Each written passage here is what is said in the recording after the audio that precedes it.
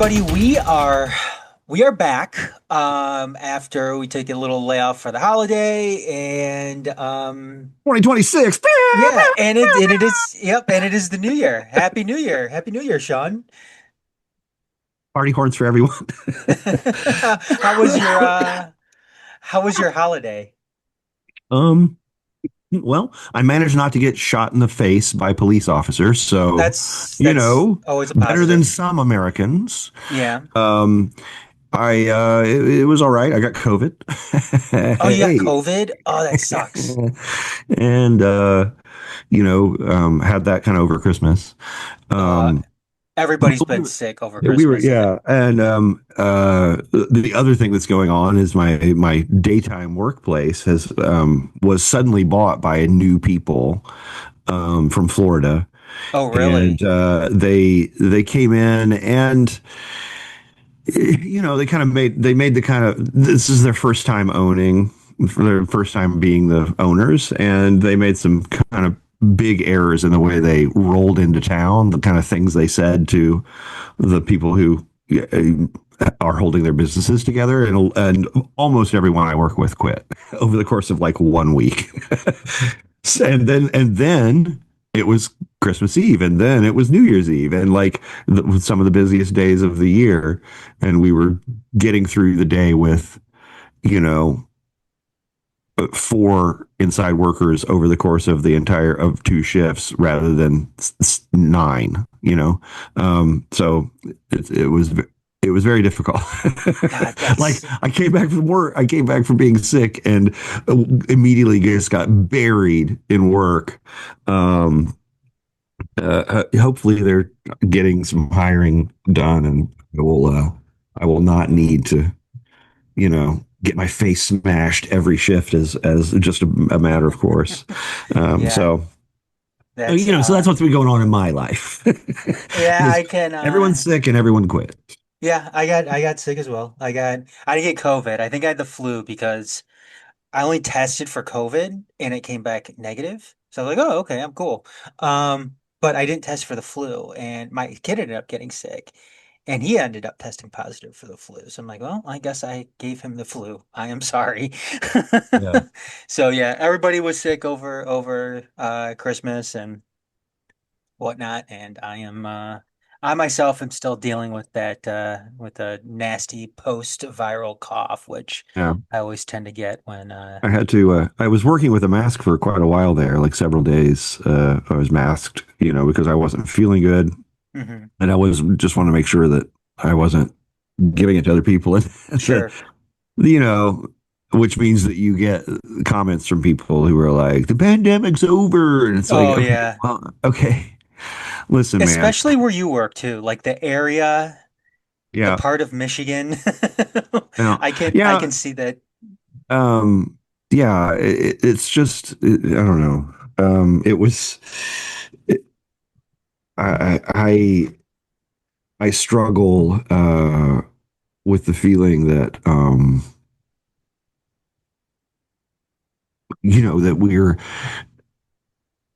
that we're living in this kind of cesspool, Hmm. and that the horrifying thing is that maybe it's always been a cesspool and we're just sort of finally noticing. Like, oh, It's like this is that this what is that from? The Are We the Baddies? oh, that's from that Mitchell and Webb look. Yeah. That is the first sketch on that show. That Mitchell and Webb look, if you look it up, episode one, season one, the first sketch is "Are we the baddies?" Like an all timer. Yeah. Amazing. They also have uh, Angel Summoner and BMX Lad, which is a uh, another all-timer sketch that was a running thing where there's one of them is a dude who does like wheelies and does like bike tricks, and the other guy, and they're a crime fighting superhero duo. So the one kid has bike tricks and the other guy can summon hordes of celestial beings, so their power mismatch is crazy, and that's the subtext of everything they do, is the BMX guy kind of jealously trying to defend his prerogatives. Yeah, it's good shit. Um, Uh, do you Are we a soccer podcast? What are We we are doing? we are a soccer podcast. We are a soccer podcast that primarily talks about Detroit City FC. So yeah, if you're just tuning in for the first time ever, yes, we are going to Right, get to some Detroit City FC. We're gonna get to it right now. right. Sean, the women's indoor season is in full force. They've had a total of what is it? 3 games, I Four, think. 4 games? 4 games. I'm sorry. Yeah, Just quick rundown since we haven't been on since they started. Started the season back on December 6th. Destroyed the Youngstown Nighthawks 17-2. Came back, lost in against FC Berlin out of yeah. Ontario, right? I don't want to say it says it's in Kitchener, but I think it's like I want to say the last game that they played or the game that they played in Canada was actually on the east side of Toronto. So in those eastern suburbs of Toronto. Okay. They ended up losing that one 7-10.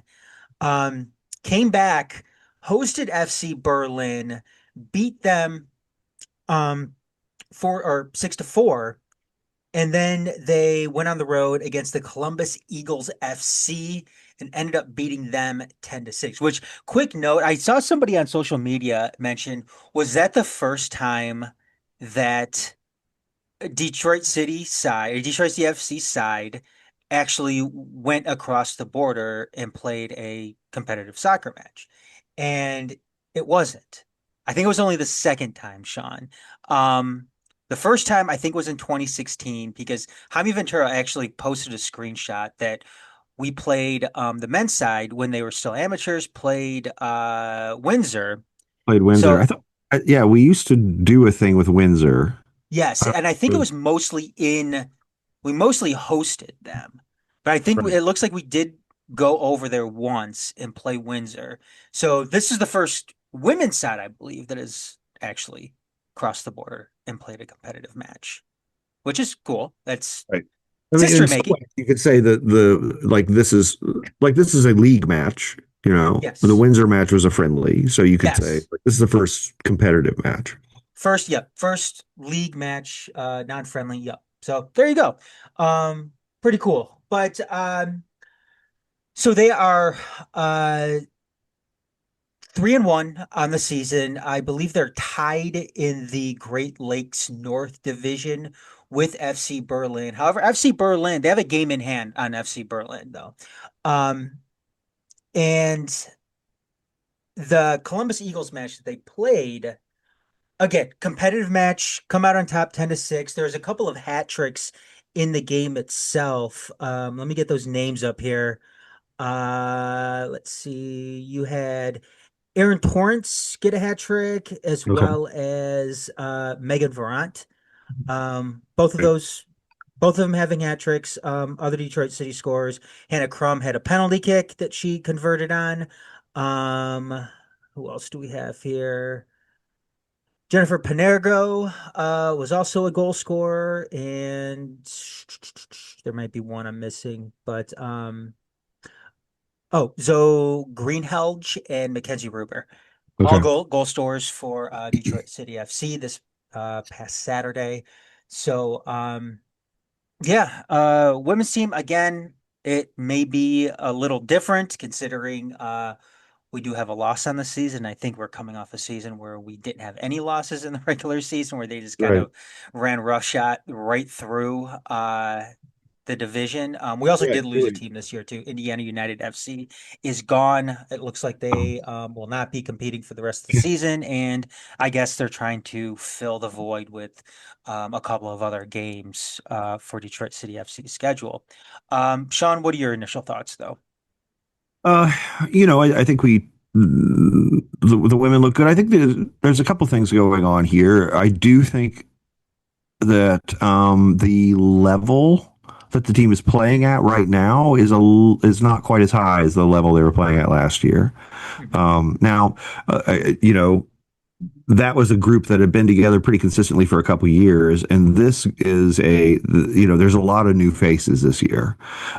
So I don't. It may be less a situation of them being lesser players and them being just kind of less synchronized with each other than the very experienced team was we had last year. Um, the other thing is that I think that the teams that are in the league are a little more prepared. They're better than we were. The teams are getting better. There's the ones that are sticking in the league are teams that are like, okay, we want to do this fairly seriously. Look at what some of these teams are doing. Look at how they're drawing and they're able to, um, you know, coalesce a little community around this. Like, let's do that.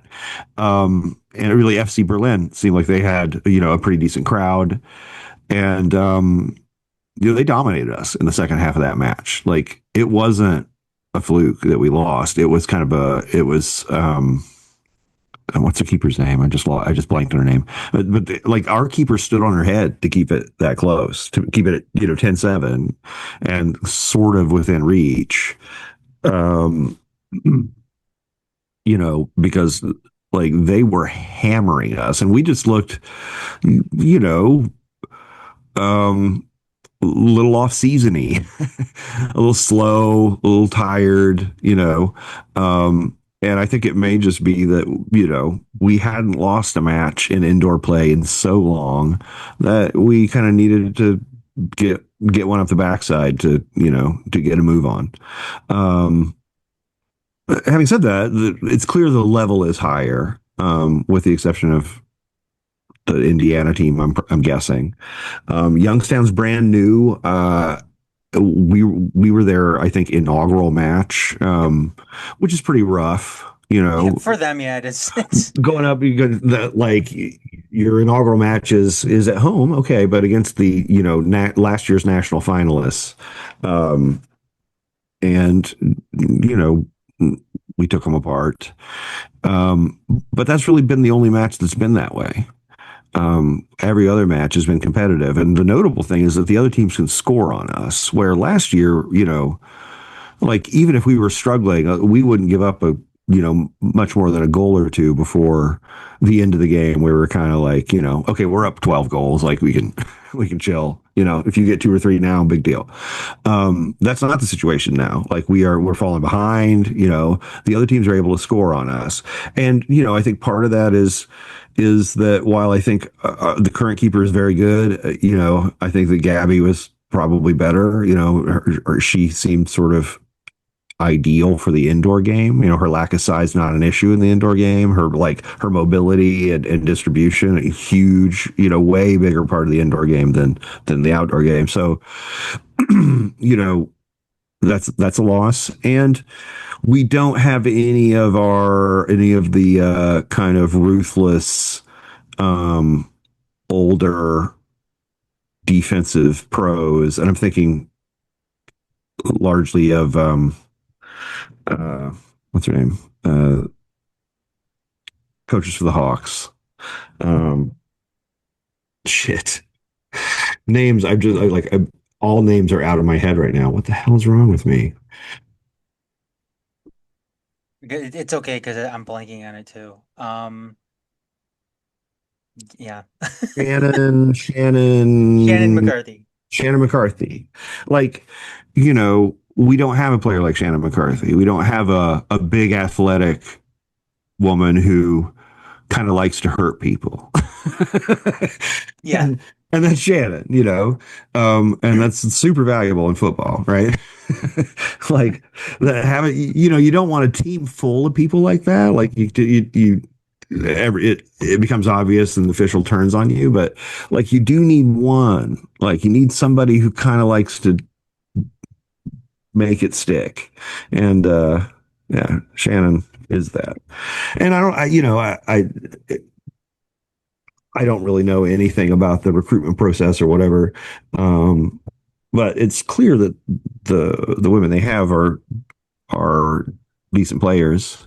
It's just that the other teams are turning out decent players too, and so it's much more competitive. And it's at the end of the day, it's just kind of off-season football. It's not, you know, it's like in some ways, I think the indoor season is kind of one of those the curtains are blue situations. It's like where it's like, there's not a lot to say. Like we get together, we play some games, it's fucking fun. Let's go. Um, and I'm long may it continue. But yeah, FC Berlin, definitely a professional side. They seem somewhat similar to Detroit City FC as well, because I know they have a men's side that I think competes in the UPSL. So they have two base camps. They're in Ontario and they're also in Buffalo. So their men's side competes out of Buffalo, it sounds like, and they compete in the Oh, UPSL. So okay.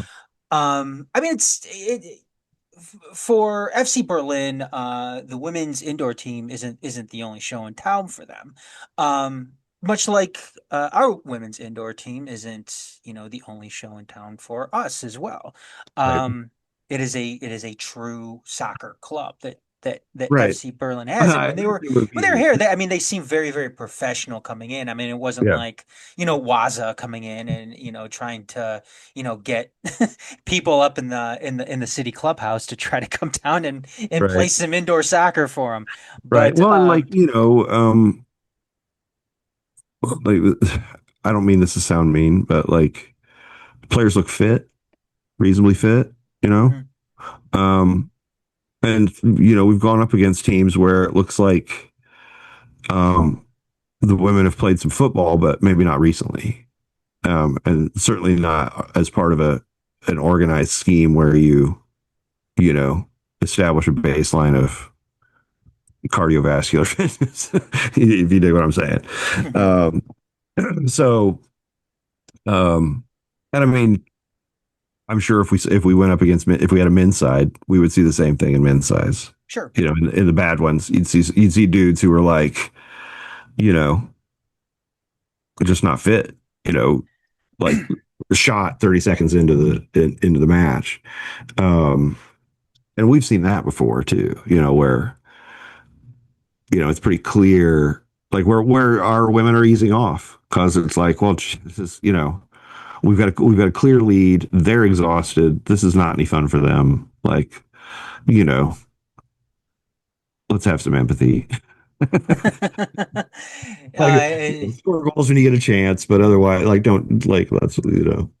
don't be an asshole. Well, it's not like I mean, you've seen it before. Like last year, a lot of times when the game would break out of hand, our women would sort of stop celebrating. They'd be like, yeah, walk back to Yeah. the center circle. Like they wouldn't they wouldn't be like, yeah, and stand there and play to the crowd. No, they'd just be like, all right, well, okay, I always thought it got a little boring last year, honestly. I mean, and it's it's the other end of the spectrum sometimes with the men's side. We saw a lack of scoring, but the women's side, things did get a little boring sometimes because they're up, so much, and you just kind of lost track of what was going on. I will say this though, if they do, in fact, make it to the postseason, which I think they will. yeah, I I mean, think, they're I mean, they're, they're a good side. I think it better prepares them for, some of right, these better teams that they will be facing off against once, things kind of go national for them. right, And I think that was a problem last year for yeah, them, just because of the level of competition that they had in their own division, juxtaposed to what they ended up having to go against once they did make it to the playoffs. yeah. And they still made it I to the mean, finals last year too. I don't feel like you know last year's team just had a ton of firepower Mhm. and a ton of women who were in great form. Um, and so you know they would score goals. They would score 3, 4 goals in 2 minutes and just kind of just blow a game open so comprehensively that like the other team is reeling. Um, and I don't really feel like they had ever had a situation where they were like, oh shit, we need to figure out how we're going to approach this. Like they never had to go through that thought process until the national final. Mhm. Like they got to the national final and suddenly it was like, oh, here's a team that's sort of they're overwhelming us. Like their pressure is making it hard. They're able to keep the ball. Like, oh, this is what these other teams feel like. And you know what you hope to do in that moment is think about like, okay, well, how can we get at them? How can we slow this game down? Like, you know, let's think about the whole game as a whole and not panic about the situation. Like, okay, we're down 2 goals. It's fine. Like, let's not let it go any further. Let's figure out how to get our footing. You know, that kind of thing. And but that is a process that is much easier once you've done it a few times. Sure. And you know, and I think it's absolutely true that at least on the away, I mean, I think in several of these matches, there's been a lot more of those situations already. I mean, you know, the Berlin match away felt very similar to that Juarez match. Where it was like, oh, like you know, they are keeping the ball against us. They are like, you know, and unlike the national final, like our defense became pretty unsprung. Like we didn't handle being under the cosh very well at all. Like we were just like we really contributed to our own demise greatly. You know, we're turning the ball over like crazy. We're like our decision making kind of went to shit for about 10 minutes. And it was during that stretch that they took control of the match. And you know, but it's the second match of the year. You know what I mean? Like, eh, what are you Yeah. gonna do? Like, you know, like, and then we beat them at home. And the hope is that you know we play when we face a team that we're continually going to improve, and that we when we face a team like that in the playoffs, that it won't be a thing, like that we won't be thrown. So we'll see. Their head But coach was very complimentary of the atmosphere though. He's like, "This is I've always been a DCFC fan just because of the atmosphere and everything."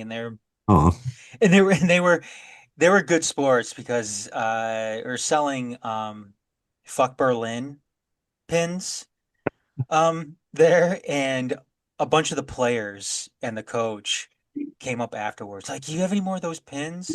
I need some Buck Berlin. I need some fuck Berlin pins. Yeah. No, that's what that. Okay, that's awesome. They get it. Yeah, they That's great. get it. So I'm like, yeah, sorry, we don't have any. The person who has them took them and they left already. But The thin guy give us, laugh. yeah, get in touch with us on social media and we'll send some out to you. So, Amazing. So um, yeah, you know, you know, it's still early-ish in the season, although you know we're well into it. But um, I think that I think it'll be fascinating to see how this goes, and I think it'll be. I'm at this point. I'm kind of watching um, to see what Danny comes up with. You mhm. know, because I think you know I think she's you know could potentially be a really good manager, and I you know so I'm rooting for her. One other thing, Sean, because the anticipation is that she's going to be managing the women's outdoor side as well. Um, is there anything that she can take from the indoor game and kind of plug it into the outdoor game? Because it is, I mean, it's both soccer, but it's vastly different in, well, I don't want to say vastly different, but it's different in the way that it's played. Is there anything that um, she's going to be able to take from what she's doing now, um and like I said, just plug it into W League when that comes around? I mean, I think that um, the difficult thing is that the outdoor game is really dominated by level of athleticism that the indoor game is not. Hmm. So you're not necessarily going to take all the players. We've Sure. seen that before. Hmm. Um, you know, the ones who can run and who can uh, um, have some stamina, like have a chance. But that's not everybody, and that's okay. Um, in terms of like, tactics and things like that, I'm not sure. The thing I think that is probably the most important about this team is that it serves as an enrichment exercise. Um, that would potentially allow, like a city team if that had a bunch of these women in it to be more tactically flexible than like, to me, a lot of times when I watch the women's game, it's tactically kind of stately. Like um there's not you don't see teams um playing long ball the way that men play long ball, where they're just kind of like feeding it into a group of guys, and like the whole game is to play the second ball, and that's just not like. But that is a thing you have to do a lot in indoor football because it's so congested that a lot of times you just kind of whack it and try to like find the next thing, and so I think that higher level of chaos can be useful. Um, because I think that there are, some women who, as they move up in the play, like once it gets chaotic, they kind of freeze, like, well, Hmm. but I don't know what to do now. And it's like, well, because they've been taught to play in a very patterned way, Sure. that when it works is great. um you know Teams that are just chaotic and that want to break up play can be hard, um, for like can be very disruptive in the women's game. The thing is, it seems like that's not a tactic that women's teams adopt very often. You don't even underdog teams. You don't see them come out like sit in an aggressive physical low block and try to hit the quick girl over the top. Like, Hmm. you know, usually there's kind of play. Um, So I'm hoping that this will give the players enough sort of mental tool, like some additional mental tools in the toolbox that will allow Danny to have more complex tactical ideas in play when in the outdoor game. Sure. Where you can say, okay, well, um, for players that are good mentally, you can ask a lot of them. You can say, okay, well, here are the things, here are the priority, here's a priority list for you, sort of, and you make good judgments in the run of play to make these things happen. Go, um, and that's why football is the best sport. Because you can't draw the plays up. And, you know, um, I don't know. I hope that this allows for a little more interesting use of their player resources um, once the outdoor team comes around. And there's some crossover with the players, obviously. Hannah Crum was the Oh last year yeah, sure. before. There, yeah, Yeah, or Black yeah. Arrow, excuse me, Addie, is yep, Addie as well. So there is obviously some crossover with it. As far as looking ahead, Sean, I'm not the quite mosquito. sure what's when the next game is going to be. There's definitely going to be a game on February 7th. That's going to be the next home game. I don't know quite what's going to happen though with the next away game because they're scheduled to play again on January 31st against Indiana United FC, which apparently pulled out, Yeah. isn't playing this I mean, season. they just kind of yeah. They're like, you Yeah, know, this is which too much. obviously, yeah, which obviously happens. They played them last season, Yeah. and they actually fell behind Yeah, I for a remember. little bit at one point when they were playing them last year. But then they got their That bearings was back, and the they just yeah, that was yeah the they I think their idea was they were going to be some of the Notre Dame players, right? oh was that the They're from like case? South Bend, I think. Uh-huh. And I think the game that we played them was the game that their Notre Dame players actually showed up. Okay. And that's how we fell behind. And then so we kind of like gritted our teeth and won that match. And I think Yeah. the Notre Dame players were like, "Well, fuck this. I mean, we came out and lost." um yeah, so yeah, I'm not We quite may have sure killed what's that program. Thanks, Notre Dame. You can't show up to bowl games, and now apparently you can't show up to indoor soccer matches. Um, but yeah, I'm not quite sure what's going to be happening. I guess stay tuned to city socials to figure out what's going on with that. And apparently, it sounds like too that City is going to be hosting the playoffs this year, which is going to get interesting, Sean, because the last home match or the last match of the regular season is March 7th. And that's, like I said, that's going to be at home. Mhm. Assuming they make it into the postseason, it could be looking at a very, very busy time Oh my God, yeah, uh, with the men's season. I believe starting the 14th yeah. against Brooklyn. So yeah, I'm not quite sure how that's going to work out. Well, I guess we'll just have to wait and see. It sounds like it may be on the 21st, maybe because there's some other teams that need to finish up their schedules. But yeah, it could be a very, very busy time for City. Uh, just a couple Wow, months from now. So that's get ready. Um, but dude. That's so soon. Yeah, I know. There's no off season anymore. Sean, and you were around for it too. You remember Yeah, what would you be you'd be done in like what, July right, and start again in May the following year. right. We Um would dream of the season extending into August because that meant we were fairly deep in the playoffs. Like, oh, yeah. come on, if only we could play until August. And then all of a sudden the Members Cup comes around and you're playing into October. Right. Um but Yeah.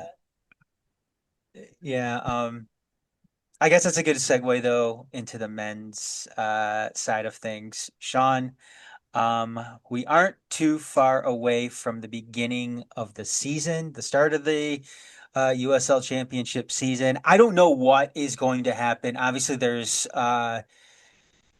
CBA issues. The deadline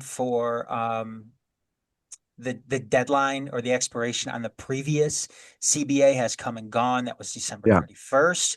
Yeah. So right now, players Well, I mean, are currently without a current collective bargaining agreement, right. and they're asking for the most basic things that any employee um, should be entitled to in the United States. Really, and I don't know. I haven't heard a whole lot about where the negotiations are at.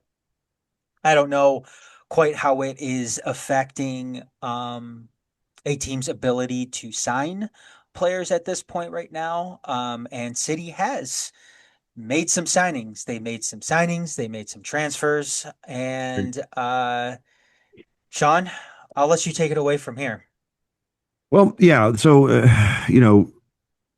before we get too deep into this, it is absolutely true that the labor unrest lays over the top of this like, Sure. an oily cloud. Mm-hmm. Um, the simple fact is that everything the players are asking for is fairly common sense. Basically what they want is decent health insurance, Mm-hmm. which you'd think that professional athletes would naturally get from their employers who want to keep them healthy. But it's America, baby. Yep. Maybe not. And they want the minimum salary to be like 55 grand a year for actual full-time players. Um, and as part of that, they want to have so like the actual monthly increase is not that much because the other thing Mm-hmm. they're asking for is they want their contracts to be 12-month contracts and not 10-month contracts. They're like, Mm-hmm. we don't want to have this dead zone. Like if you hire us for a year, pay us for a year. And Um, the other thing about that too, Sean, is you can sure as hell believe that the team is expecting them to stay in shape right, during those months that they're not playing. right. It's not like you can show up on the day you're leaving, like, smoking a big ball of hash and, Yeah.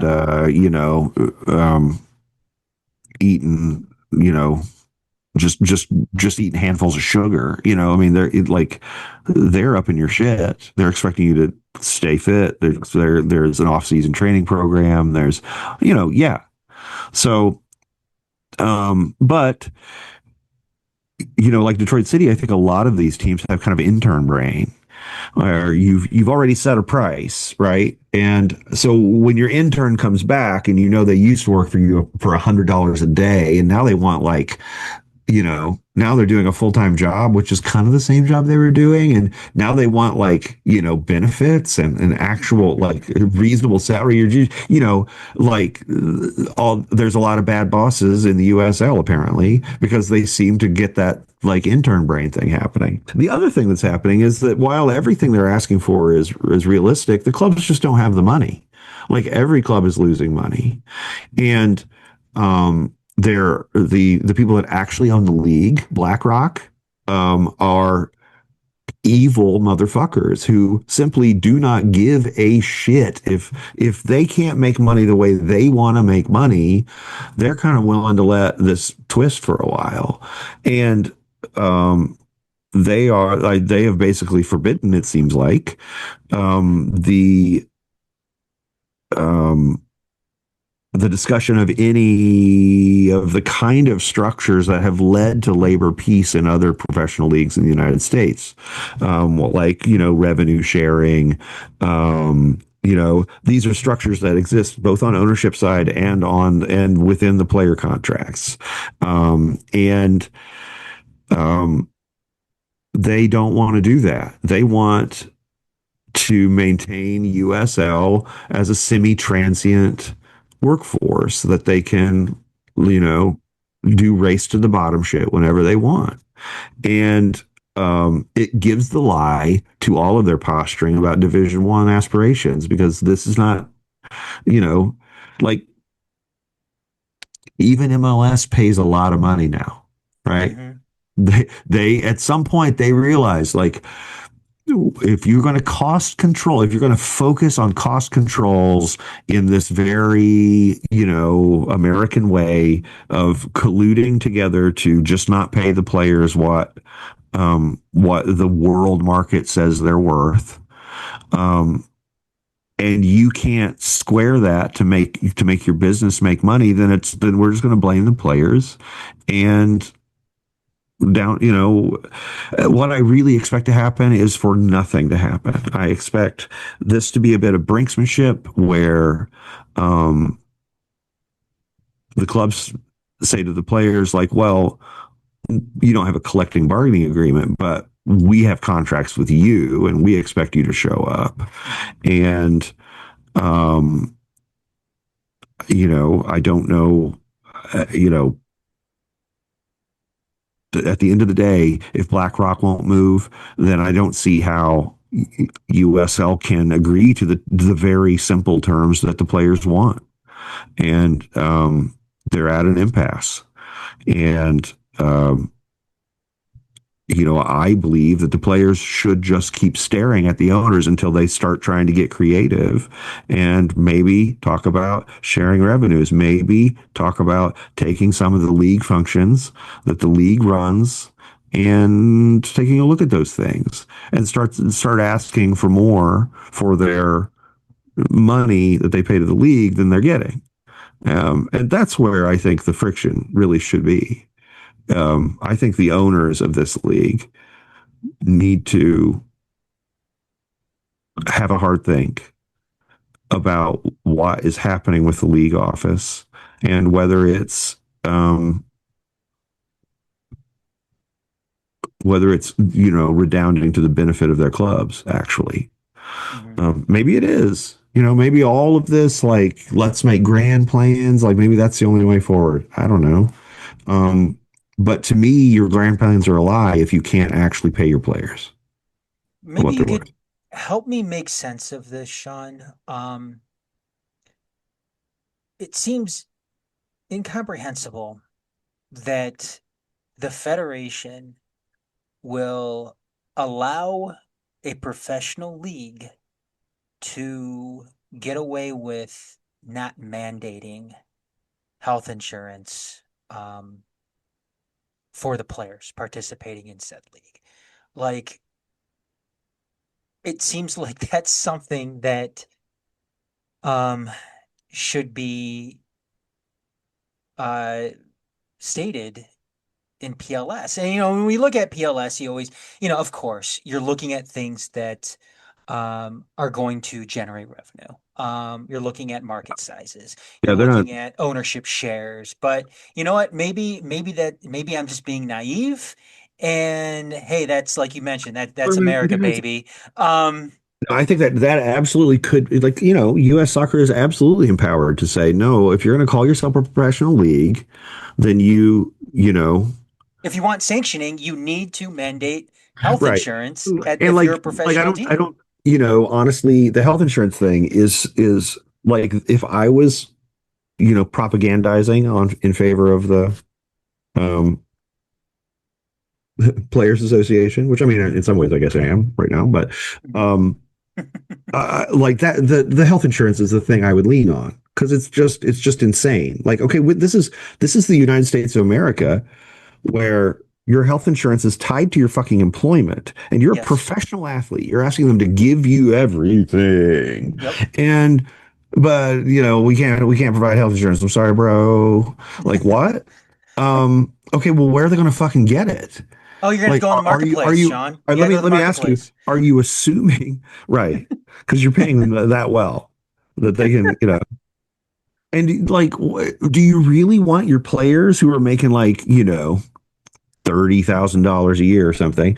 Do you really want them to be responsible for picking their insurance? Like a lot of them are going to pick no insurance because they just don't have the money. They're Can't going to look afford at it. the Yeah. exchanges and they're going to go, okay, well, so I could get a bronze plan for, you know, $400 a month and kind of be minimally covered. But that's like a sixth of my income. Like, Hmm. like, And then God forbid I more don't get hurt. taxes. Right. Right. And well, and as a player, like, you're in your 20s, you're healthy, clearly, you're an athlete. And if you do get hurt, workers' comp will cover it. Hmm. Like, so, you don't have insurance. Oh, well, so I did this at work, I blew out my knee, I, broke my leg or whatever, like, what are the 8 things that Reese Williams has had happen in the last 2 years? Like, all workers' comp. Yeah, So, it's just disgusting. But, it's of a piece with many other things which are disgusting within our society. So, in some Yep. ways, it's hard to be completely outraged. Hmm. Um, but, I'm not totally surprised by it as well because right, I mean you hear about the same, you know, uh, you know, labor injustices in a lot of both lower league and if you're talking about baseball or hockey, minor leagues. I mean, obviously, the ECHL just had a player strike, I believe over wages, which is I guess if you're a soccer mind, maybe you can consider that the third tier, maybe of right. the Yeah. hockey pyramid here in the United States and Canada. But yeah, I mean it's not something unheard of. But again, I mean bigger picture here. I mean that's America, bro. When it comes to the millionaires and billionaires trying to cut Right. corners wherever they can. Um, Okay. Yeah. So I guess what I'm saying is, you know, like, as at every other situation and at every other level of our society, injustices continue apace, and that may mean that may fuck up our season this year. sure, There could absolutely. be a lockout. Although I doubt it because I think this is why I think nothing will happen. Is I don't think either side really has leverage to force the other to yield. And I don't think either side can live without the other. They need each other. Hmm. The like the clubs may bluster about well, their long-term profitability, and they're going to. But at the end of the day, like they're going out of business, this summer if they don't if they're having to pay bills, and they are having to pay bills, like and not having matches. You're not, yeah, So exactly. You're like not dealing they're with not the going to lock them owner. out, and the players, I think most soccer players are deeply invested with the idea of their careers being very short, and um, with the I and receiving the lesson of many different, like the NLRB is not going to come to your rescue in this environment. You know what I mean? You are in the worst labor environment of the century. So probably this is a good time to say, but we love the sport and we love our communities, and we're going to show up for you, and eventually we want these assholes to come to the table. Hmm. um so I think that's what's likely to happen. um Well, Sean, speaking of other things that could fuck up our season. like, okay, so here's, like, okay, so I'm looking at the what's we begin camp in a couple weeks, right? three Yep. weeks maybe. And we have 17 guys signed. We have, so I'm just going to go through them. Jesse El Cedeno, Connor Rutz, Alex Dalu, Ates Juf, Michael Bryant, Rio Hope Gund, Devin Amumensa, two double barrels in a row there. I like that. I got that. Darren Smith, Ben Morris, Carlos Herrera, Carlos Saldana, Aiden Stanley, Abdullah Jop, Bilal Obid, Maxi Rodriguez, sorry, Reese Williams, Haruki Yamazaki. Okay. Um, so a couple of things from that list. One is that I hear we're shopping for a forward, but we have a total of six basically purely attacking players in this list. Mhm. Jesse L. Connor, Alex, Ates, Darren, and Ben are all attackers. Now, Connor has at times played some midfield, but I would, if we are remaking him as a midfielder at 28, 29, I am dubious of the project. If that's gonna work out, yeah. Right. Um, but we are very light in other areas. We got two wingbacks, Haruki and Reese. We got three midfielders, and that includes Bilal Obid, okay, who's 18 and is on an academy contract, and played like 8 minutes. So, and that also includes Abdullah Job, who whose health is completely uncertain, who basically missed the entire year after missing the end of 2024. Like, looking at what has happened, you would say if Lai is healthy to start the season, that is a minor miracle, because Hmm. he hasn't been healthy, for 2 years. Sure. Um, and then he doesn't even count into the five guys that are coming off that missed the end of the season with injuries, which is Connor and Ben Ben, who's got two and bad knees right yeah, now. Ben's got two bad knees now. Aiden Stanley blew his knee out just Hmm. like a month before Ben. Um, Reese, like, so many questions. Like, okay, so you're only 17 guys.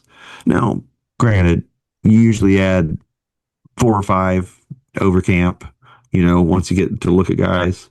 Um, but this is, I am I am deeply unimpressed by the direction we've seen in the first transfer window of the DKO era. And what I suspect is happening is that the team is just now shuddering as they feel the loss of a unique sort of, you know, scout savant brain that Trevor James has.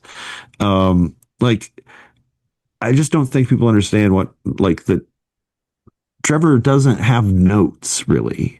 He has contacts in his phone, but it's all in his brain. And he knows so many players, like, ridiculous. And they just got rid of him.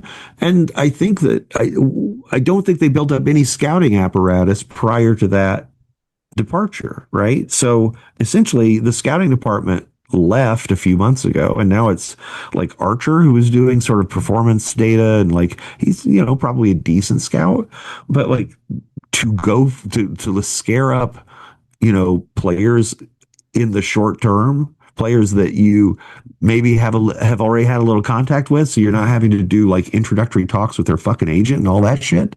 Like, good luck.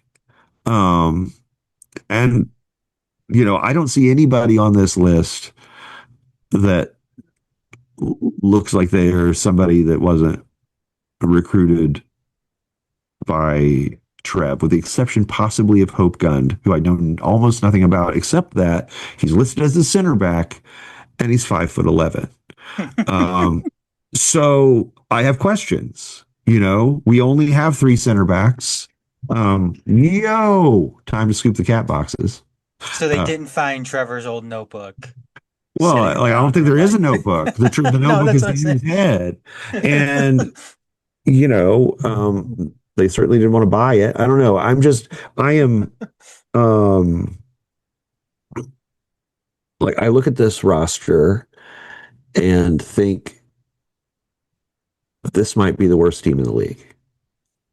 Um, I yeah.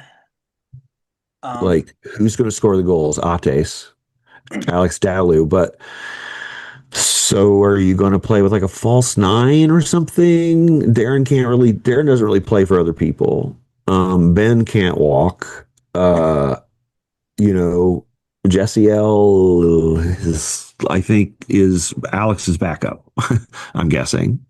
Um, and I don't know, and okay, so but that's the best stocked part of the thing. Like maybe we're just going to play a four-man back line. So we're only starting two center backs. Fantastic. Okay, so Michael and Devin start. Rio is a fill-in everywhere guy. You know, the first sub, kind of right across the back line. Okay, so does that mean do we get to take Haruki to the midfield now? Is he going to play in midfield even though Danny didn't seem to favor him there last year?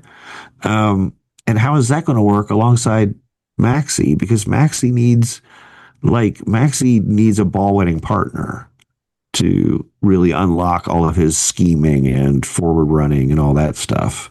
If you're asking Maxi to stay at home and mind the space in front of the defense, he might do it for a while, but he will hate it, and also it will it will eliminate all the parts of his game which make him special. So, um I've got real concerns here. Um, I don't see like we still are apparently in conversation with Ryan Williams, um, and we're still in conversation with Kobe Hernandez Foster. Okay, so we signed both those guys. All right, the midfield looks much better, and then you are kind of looking at center back and forward, which is what I like. I heard today that's what City are looking for right now. Like what they're out there bird dogging is center back and a striker. Um, so good luck. I guess I hope we see something. I think there are still some free agents out there, but I have no idea what our budget is. I'm sure we paid Ates quite a bit. yeah. Um, and I'm just really worried. I don't I don't see this roster having an identity. I don't think there's not enough legs in this roster to press. Um, I I mean, you know, if everything comes good, then it'll be fine. If Lai is healthy and returns to his 2024 form, then that would be greatly helpful. Because Maxi and Lai together, okay, that's probably fine. The thing is, I think what we're likely getting is Maxi and Lai together in their greatly diminished forms. Hmm. Lai, who hasn't been healthy since they played together, and Maxi, who's now 31 and is just kind Hmm. of trending downward the way one does. Um, so, you know, I I'm just like, I really like, I haven't seen anything from them that makes me think, okay, they got this. Like, I'm worried they don't got this at all. And I'm worried that, they may not even realize it yet. That they may get into camp, or we may get into like April and they're like, oh shit, we're in trouble. Um, because I'll tell you what, the other thing is we have built these teams. We've consistently built kind of slightly underpowered teams, and we've been very competitive because we were defensively stout. And um, covered up we a have lot of blemishes that you had right, offensively. right. Um, and that if I was to guess, I think that we're going to see that. I think Michael and Devin are at the point where um, it's going to be like I would not be surprised if they had struggles this year. Like if we go out and if we come out in a four with Devin and Michael as the center backs, I think we're going to give up a lot of goals. um, so I don't think I think your concerns are valid, justified, Sean. I had the same concerns myself. Because initially when all of this started, despite them not having a sporting director, which they still don't right now, um, and it just may be a foregone conclusion that they're not going to get one at this point. Um, but some of the initial moves that they were making, especially when the rosters were announced, um, it made you feel good about what was, how things started out. Um, some of the guys they're keeping, they ended up bringing back Ates, which was key. I mean, it seemed like that was something that needed to happen. yeah, Um, and some of the other stuff that we were hearing about, Steven retiring, obviously, that was known, and it was coming one way or the other. It was coming soon, especially after last season, and some of the struggles that he's had physically with his knees and everything like that. Okay, it sucks, because there is that large hole like you were talking about in the center back position. Um, but as things kind of went on here, they brought in Aiden Stanley, who is coming off a knee injury. You look at, some of the other aspects too of this roster. Like you mentioned, Ben Morris now having two bad knees. And I think real question marks as to, is this guy even going to be able to play again? Um, right. Like um, I think that like we should not forget how long it took Ben mhm. to round Yeah, into form after, exactly. like he was coming off an injury then, and it was like a few months. He'd been playing for a few months when he came here, and he was you know just bad. Hmm. um, and we showed enough that you were like, okay, well, I can see how this could work. I see how he could work, and then he came good last year. Um, and awesome. Okay. He's exceptionally well trained. Like he clearly, um, he's a kid who got a lot of great coaching and grew up with football, you know, all up in his brain. And he can, which means he looks like when he's playing well, he looks, you know, extremely classy. You know what I mean? His movement is good. He's smart with the ball. But man, this is a tough league on you if you can't run. Sure. And you know, like he's like I just don't see like I look at this roster and I think, okay, we got 17 guys, but like, are we really ever going to see Lai play again? Are we really ever going to see Ben play again? Like, I hope so. I really do, but I'm deeply worried that no, we're not. Well, even this, and even some of the stuff they're doing, Sean, like they're running it back to things that didn't initially work to begin with. Like even if you do pair Maxi in the midfield with, let's say, with Lai, it nothing really worked No, then. they needed a holder. Yes, Like we played with three in the middle and because now. you're bringing it back to, okay, a lie who has some serious question marks as to, how healthy he's going to be going forward. And then, like you're mentioning, Maxi, whose best days um have already been played with City. And it just seemed like that was, kind of like that, that let them eat cake moment for, this front office and the fan base, this, oh, let's bring back a familiar name, um, that we could kind of, rally some of the supporters around while we, try to figure out what we really need to do here Yeah. to Yeah. get this roster effective. And I agree that, okay, if they're able to re-sign Kobe and bring him on board and, pair him with Max in that midfield, okay, Dan that like, doesn't like fuck him over and put him in the doghouse because he like looked askance at him once in practice yeah, or something. yeah, then That's that's another the, thing is like it does like at some level we could bring in a lot of talent and just watch Danny fuck it up. yeah. Like this like we are in the midst of watching like it's like watching your best friend who's like way too drunk like pull down their pants and shit in their hands. Except it's happening in slow motion over the course of like 18 months. Like, oh God, they're pulling their pants. They're pulling, oh my God, they're going to shit in their hands. Oh my God, this is going to take so long.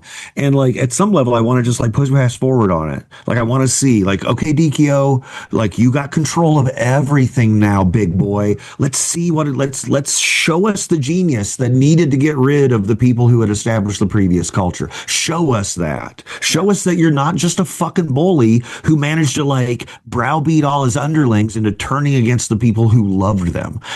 Show me that because I haven't seen it. Right now, you look like the emperor has no clothes. Like you just got fucking found out. Like, whoops, I have to actually know who to recruit. Like, there's not another guy here. I can just say, well, tell me, like, throw some names at me and I'll tell you which ones I know, you know? I'm just glad that Marcelo Polisi has signed a contract so that you know, row back on that.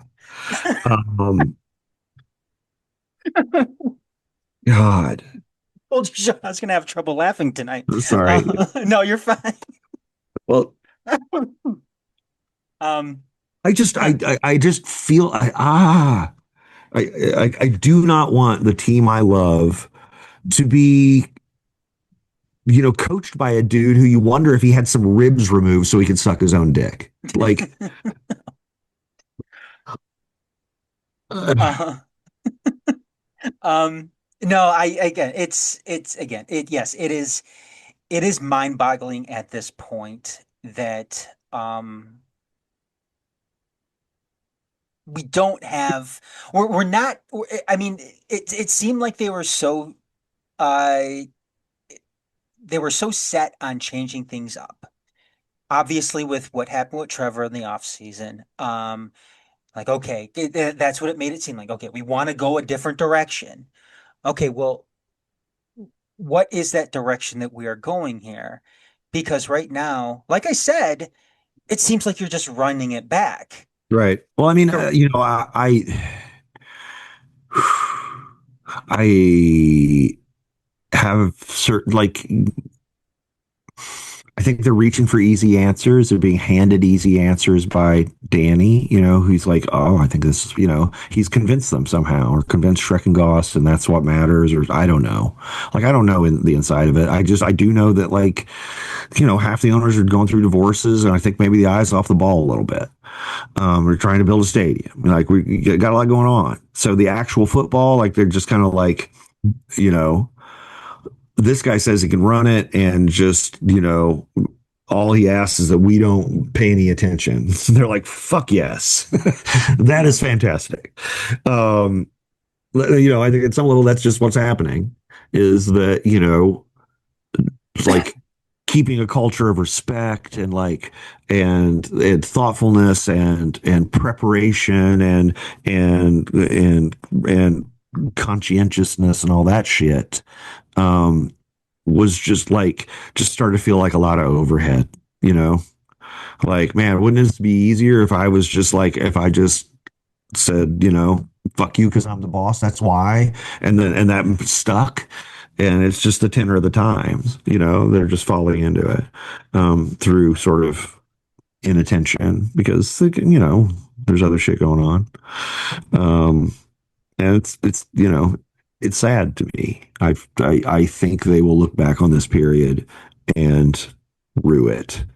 You know, And but the troubling thing too, Sean, is even if they do, if they come out and they completely lay an egg this upcoming season, there's two things. I think this is one of the most important seasons I think in city history, considering what they're getting ready to move themselves into next right. season and If the you really investment of the believe we're going to stadium. be in the stadium in 2027, then you necessarily don't want to throw out a Monterey Bay type season this Yeah, year. you don't want to hobble into it. Right, Yeah, and the other thing is too is if you do fuck up the season, if it does go completely south, you're still locked into Danny for another season.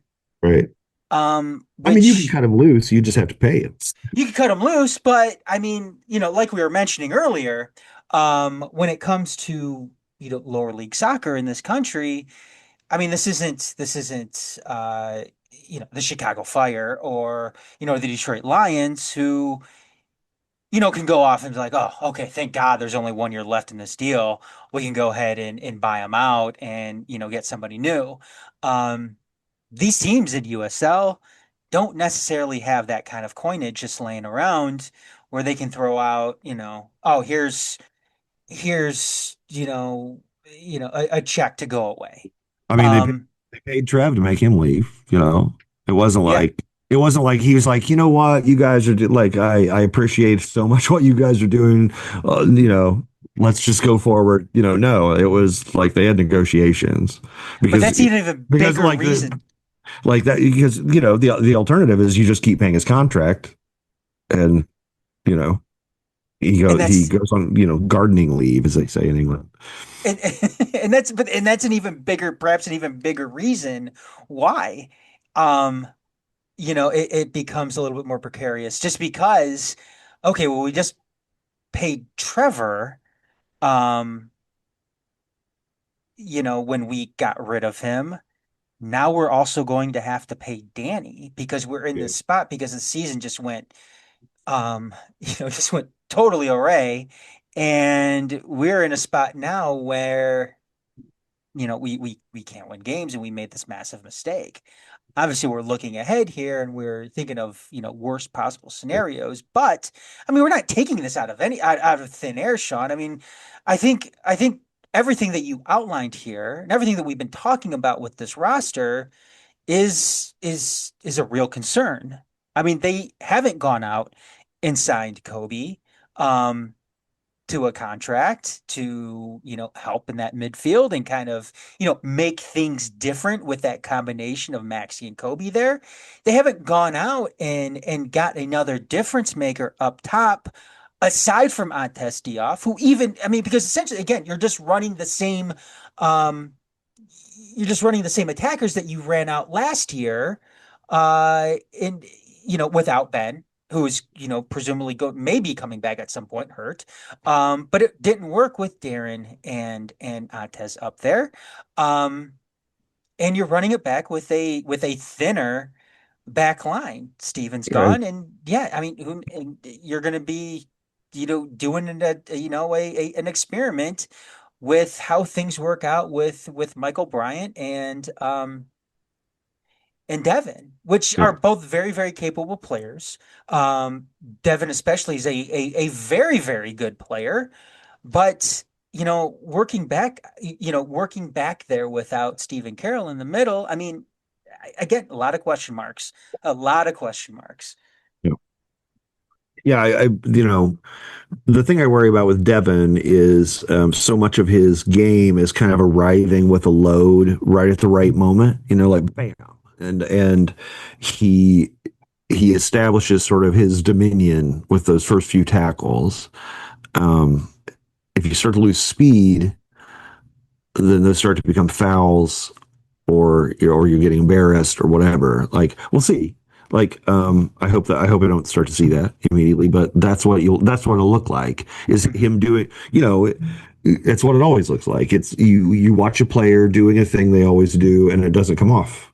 And and then it doesn't come off again and it doesn't come off again and you're like, "Oh wait, it's happening." Does Time is Devin happening. does Devin seem like a guy, Sean, that, because we've seen him get frustrated. We saw him get frustrated last year with how things were going on. But does he seem like a guy that maybe thinks he needs to do a little bit too much sometimes? Mm, I,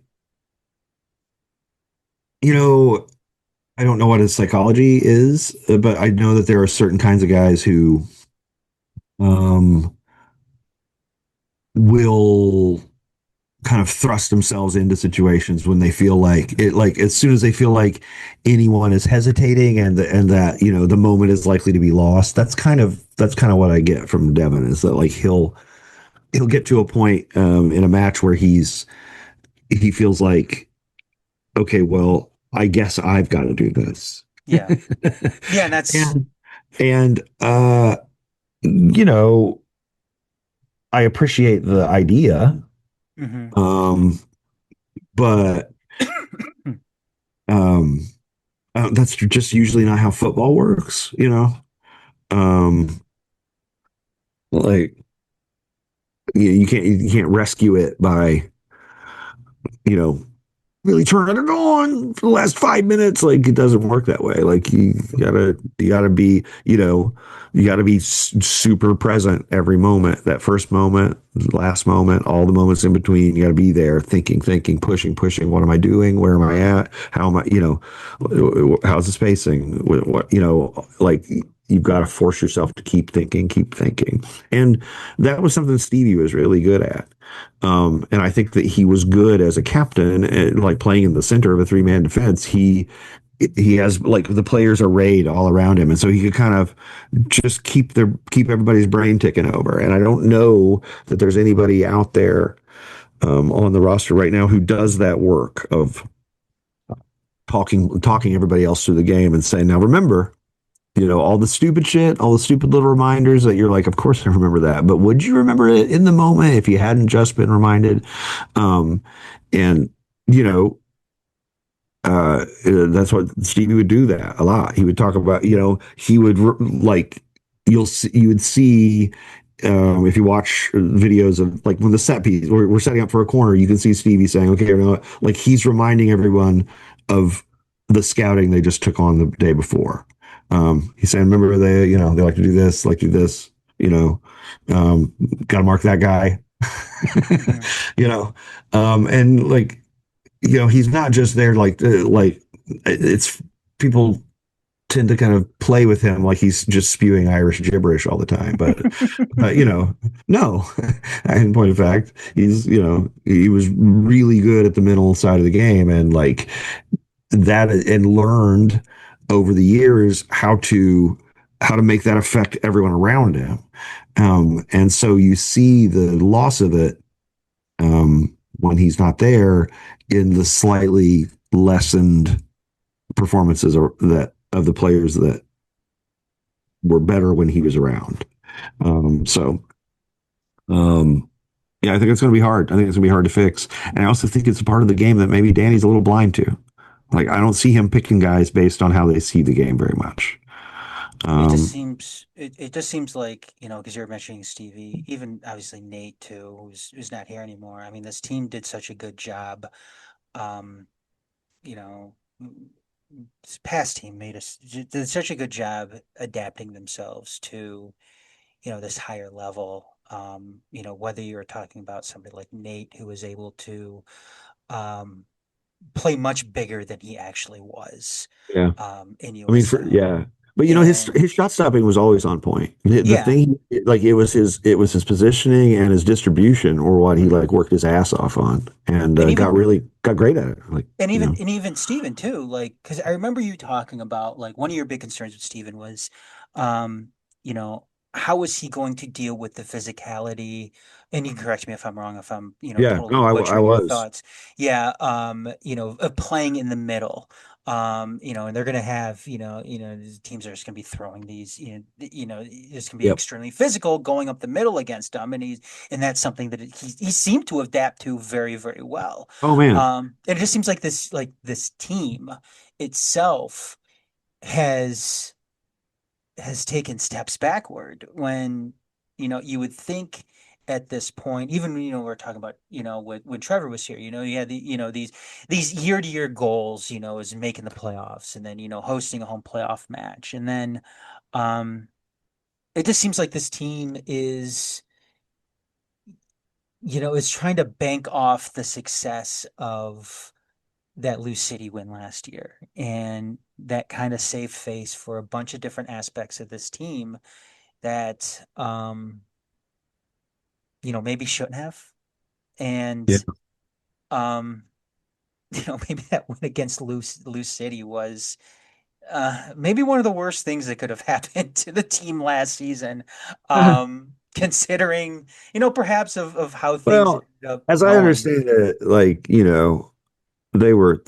was the direction they were going. They were going Yeah, to probably. multi-contract. They were like, um, I was told that this was the way it was that this was probably the way it was gonna go in like July. Hmm. And it unfolded exactly that way to my astonishment because I was just like, come on. Don't be serious I'm here. like, well, I mean, really, Especially in my July too, Sean, with what they were my going through at the my time. thought at the time was like, I know these guys, they're not fucking idiots. And sometimes you have to revise your opinions. So, here we are. Yep. Here we are. Uh, well, obviously we have to see how things play out. We are. Yeah. Maybe they're constructing a super team. Maybe we're about to get like a couple of Central American midfielders who are going to like will wind up getting like caps for Honduras and by the end of the year, and it's all going to be amazing. Like, that's the thing about football is that it's a worldwide market, man. And Yep. that's why our owners don't like the way what the market says. They're like, well, what we want to do is surf on all that worldwide whatever, but pay American worker prices. Okay, well, no. um, and the other thing is that football is an extremely weird sport because of the insanely outsized um, role that luck plays in outcomes. Um, and it's something that it's kind of the third rail of conversations about football in the public sphere. Hmm. Something you can't talk about because um, you don't it but it is a very big part of the game, which is that like there have been lots of situations in association football where bullshitters can grift and grifters can kind of can slide for a while, and some people have made whole careers out of never actually being any good at this, but being good at convincing people that they really are good at this, because when you really get intensely into the minutia of the game, there's luck is such a massive part of it that at some level, um, our analysis of it, like from a data point of view, is just sort of reductive. It's like, well, just tell us what happens and we'll ignore the chaos, you know, and like that's a way to ignore the chaos. But I think that I think it's an unhealthy way to take in football. Like the chaos is part of the glory of it, and the that wildness at its heart is why it feels like a carnival and not a you know athletic outing. You know. Well, one thing we don't have to worry about, Sean, like you mentioned, we don't have to worry about them bringing back Marcello Polisi. Mhm. He is off with Yeah. Vancouver FC, which is amazing that he is playing for Vancouver FC in Along this, with Maury Donor. along with Maury Donor. They are both teammates Yep. at Vancouver FC in the Canadian Premier League. So, well, good luck to, watch those own goals with Marcello. So, Well, he's only good for one, but what a one. what a one. The club released that, what was the best goal of the of the 2025 season? I wanted to be like, it was that own goal from Marcello Pelosi. But I don't know. I Yeah. just be a smart ass. Um Just find the clip. Just yeah, just find the clip it. Like, but cut it like so you can't see like the celebrations or anything. Just cut it so you see the bullet header. Like yeah. shit.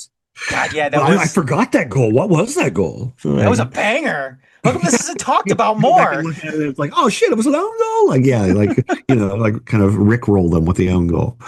I'll tell you what though, you know what? Honestly, seriously, and I know we're kind of up against it now. One of the best goals, I was telling Garrett this the other day, one of the best City goals, um, Sid Bloomquist, set piece, a couple years ago, I Oh think it was against man, Ann Arbor. Seriously, one of the best City goals I yeah, think I've ever seen. Um, yeah. and that's probably one that seriously doesn't get talked about enough. That was art. Was that Yes. bar down? Was it? I'm What trying was to that? remember. I'm trying to remember if it was bar down, if it hit the bar and like ding, or I, if I I if I don't, just added that in my brain to make it even more awesome. Like yeah, I don't think so. I think it was just in the corner. I think it was just in the corner, and that I think and again that another thing too. I think Sid Bloomquist is probably the best set piece taker that Man, in city history. yeah. Like, I Well, don't. I yeah, that goal, like the thing about it was like it was like it was just so gentle. You yeah. know what I mean? Like a lot of times, free kicks when they're well strung or well struck are real, like they're rifled into that. But this, like, it just kind of like she knew exactly where to place it, and she just kind of like just chipped it, just like poof, like like a Hmm. really easy like, shot. Yeah. It was like, oh yeah, that was That was a that big was night too that because was that was the good night. shit. Yeah, and that was the night too that they announced, or that it was. I think Nolan mentioned on Twitter that the team had acquired Dario Suarez and Brent Levi's Oh from wow, Tulsa. So that was a big night. That was a really big night. yeah. And then Dario didn't play. Dario didn't play. And Dario didn't play, and Brett was always hurt. And man, Brett Levi's was so great. We're just naming some guys now. This is the wind down part of the. But I like if Levi's had stayed healthy, he would have been like a massively important creative force for us. Like Hmm. just a really, he's a first division player. The only He was reason we that had him. The only reason we had him is because of the injuries. he was kind of that missing piece too that um when Declan Wynn left, Oh man. right? Yeah. Well, like, and yeah, the thing is, like, Declan, the things Declan did, Declan was a right on the 10 advanced wingback. He kind of a guy who is kind of part winger. Um, Brett was like, he could do some of that stuff, but he also like could pull the ball down and like play really incisive passes inside, like to third runners and stuff. Like he was just really sharp. Hmm. I loved his game, but it's like he's a dude who his body just was like, fuck you, no, you're not gonna be a professional athlete. you Well, know, you could see why he wanted to get away from Keyworth probably too. man. Oh Um, man, yeah. Holy um, shit. yeah, so No, um anything else, Sean? Do we have anything else no, I'm tonight? good. We'll like fingers crossed. So we'll probably come back in 2 weeks. I'm Yeah. guessing, And kind of and see where things are. hopefully we're talking about a roster that looks a little more sensible. Um, But yeah, I don't know. Hey, I mean, they've got a friendly against FC Cincinnati too. So oh boy, wow. We gotta go throw You that chalk in your face, everybody. right. For me, like if I'm looking at these guys right now, my guess for the breakout player this year is probably Haruki. I think I think he's got a lot of potential, and I would love to see him. Like if they're struggling for midfielders, put him in the attacking midfield in front of Maxi and whoever, Yeah. and let him pull some strings and see what we can do. Because They may not have a choice at this point. It right, may have to be Haruki. right, they're not gonna like we are. Yeah, we're right now we're kind of looking like the 22 roster. It's like 17 guys, right, and two goalkeepers. Yes, got two. Had to get two, so we got two. Um, We've got an injured Pato and Ryan Shello on the bench right now. So exactly. Like if Pato has to come on, he may have to actually just like bring a crutch on. yeah. We got an extra padded crutch for him to use. Oh man. But we may see Pato at Keyworth this season if we end up playing Union Omaha in Yeah, the yeah. Did and he get re-signed? I hope he I did. I think know he's he. back. I want to say he's back with them. Well, I mean, he played really well when he during that. No, he He, did. he earned it. Like he got like a 30-day contract, and then I think they signed him for the rest of the year. And you know, Would also be returning with Union Omaha if they come back. no. Vincenzo Candela, who is the head coach Oh, up that's at Union right. Omaha. So Yes. Yeah. Yeah. Yeah. We were kind of his. At the beginning of his coaching career, is like beginning of his finishing school. You know what Um, else? It's a big year too, Sean, and obviously you hope that City does well this season. But Obviously, yeah. New York Cosmos are back. Oh man, And I mean, they're not playing in it's not even called the Jägermeister Cup anymore. It's called let's say the is it, League Cup now. is Obviously they're not gonna be playing in that because they're who, in two who different sponsored it divisions. now? Prink's I forget Tires or somebody? something like that. But there's always the Open Cup though. There's Yeah, always the Open Cup and yeah, a chance uh for them to play there. Um, which I'm telling you, that'd be amazing. yeah, I'm hoping yeah. some of the OGs would come around for that one too. No, Um, I think that we could probably get some familiar faces out yeah. for a Cosmos coming into Keyworth again. Um, Ross going there, really like that. Ross, We'll yeah. drive out there, get shit thrown at us. It's awesome. Just like old times. Like Um, exactly, feels great. anyways, though, Yeah. No, I got nothing. yeah. Yeah. All Uh, right. Well, Fingers that'll do crossed. it. Yeah, that'll do it tonight for this latest episode of Make City Make Spence. And like Sean said, we're gonna look to come back again in 2 weeks, and hopefully, we have We'll some feel a more lot more indoor wins to optimistic. talk Yeah. about. Yeah, and we have some roster signings as well that are not just signings, but impactful signings. So, other than that, Happy New Year, everybody, and we'll see you next time. Hey everyone, thanks for checking out this episode of Make City Make Spence. To see not only this one, but prior Make City Make Spence episodes, go to detroit.themajorsports.com where you can check out all of our catalog and all things going on with not only Detroit City FC centric content, but any Majors Detroit content in general. Additionally, you can find us on YouTube at The Majors TV. Be sure to hit like and subscribe if you already haven't yet. And you can also find us on wherever you check social media stuff out. We are on Twitter and Instagram at TMSNX Detroit, Blue Sky at TMSNX Detroit, .bsky.social, and The Majors Detroit on Facebook. Additionally, wherever you check out your podcast, be sure to not only like and subscribe, but leave a 5-star review. It goes a long way in helping out all of our efforts here at The Majors Detroit. Thanks again, and catch you next time.